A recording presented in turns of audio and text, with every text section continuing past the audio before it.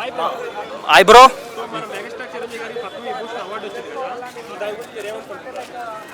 చిరంజీవి గారికి పద్మభూషణ్ అవార్డు రావడం అనేది చాలా సంతోషకరమైన విషయం. అసలు ఇప్పుడు దాకా మన తెలుగులో ఎవరికి రాలేదు.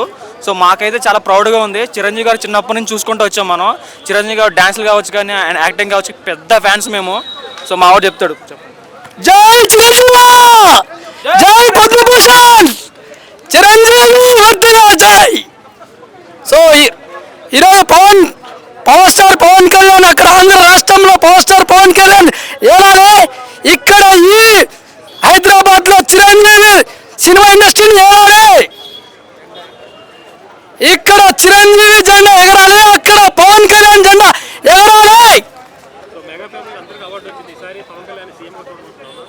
ఎస్, ఈశ్వరి సీఎం ఖచ్చితంగా మెగాస్టార్ పవన్ కళ్యాణ్ ఇద్దరు కలిసి అక్కడ పోటీ చేసి సీఎం కావాలంతే